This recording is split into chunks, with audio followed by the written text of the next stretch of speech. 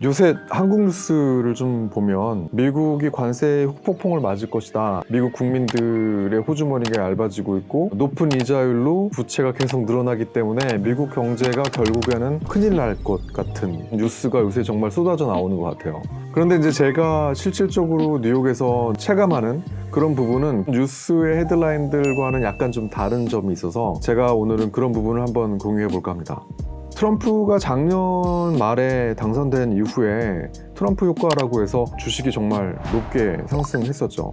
그러다가 금년 4월쯤에 세계를 대상으로 관세 전쟁을 하겠다라는 게 구체화되면서 연초 대비 아마 30%가량 주식이 떨어졌던 적이 있었던 것 같아요. 지금 8월 초 현재 주식은 나스닥만 보면 올타임 하이거든요. 그리고 다른 지수들도 많이 회복을 해서 오히려 트럼프 취임 때보다 훨씬 더 높게 형성이 되어 있어요. 그리고 제가 맨하탄에 있다 보니까 이 부동산 소식에 많이 접하게 되고 체험하게 되는데, 맨하탄에 이루어지는 주택 매매 중에 60% 이상이 모기지 없이 다 현금으로 구입을 한다고 해요. 센트럴파크나 노호 이런 쪽은 90% 이상의 거래가 전액 현금으로 이루어진다고 하고요. 그리고 브루클린이나 퀸즈나 스테이튼 아일랜드 이런 지역들도 평균에 비해 2~3배 정도 이상이 전액 현금 딜로 이루어진다고 해요. 물론 이자율이 높으니까 모기지에 대한 부담이 있어서 캐시로 구입을 하겠지만, 돈에 대해서 되게 스마트한 사람들이 미국의 경기가 안 좋아질 거라는 거를 예감하면서 이렇게 100% 캐시로 구입을 할까, 또 외국에서 부동산을 구입하기 위해서 전액 현금을 들고 오는 이 포린 인베스터들이 돈에 대한 감각이 떨어질까, 저는 그렇지 않다고 보거든요. 주식시장을 봐도 그렇고 이 부동산 시장을 봐도 그렇고 현재 시점으로 체감하고 있는 미국의 경기는 전혀 나쁘지 않거든요. 이제 앞으로 어떻게 이루어질 거냐에 대해서는 조금 더 지켜봐야겠지만, 돈에 민감한 투자자들이 향후 미국의 경제에 대해서 좀 더 긍정적인 부분에 베팅을 하고 있지 않나, 이런 생각을 좀 하게 돼요.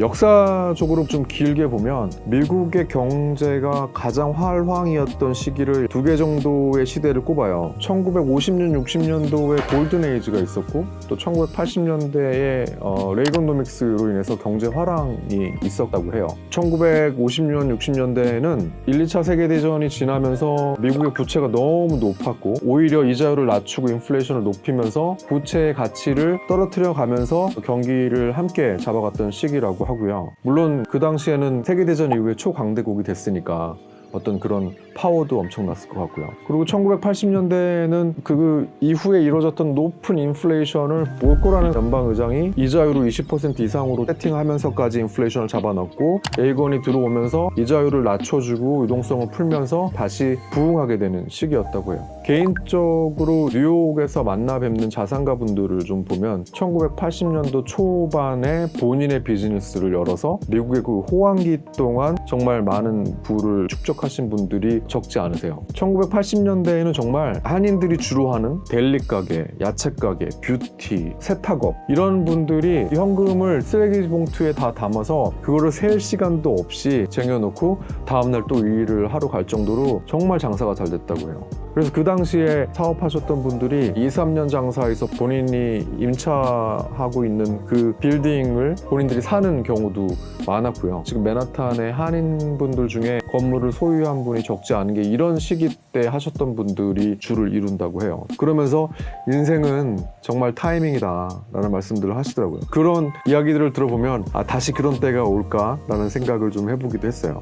그럼 현재로 다시 돌아와서 지금 트럼프 집권 2기인데, 저는 1기 때도 그런 생각을 좀 했고 그런 이야기를 하는 분들도 많이 뵀는데, 트럼프가 약간 스테로이드 같다. 그러니까 본인의 집권하는 시기 동안에는 정말 최대한의 성과를 내기 위해서 무슨 일이든 물불을 안 가리고 하는데, 지금 보여주는 모습이 아까 말씀드렸던 1940년대의 높은 부채 비율로 어려울 때에 썼던 정책과 많은 유사한 모습을 보여준다고 해요. 트럼프가 미국의 경제를 정말 활성화하고 싶어 하는 것 같아요.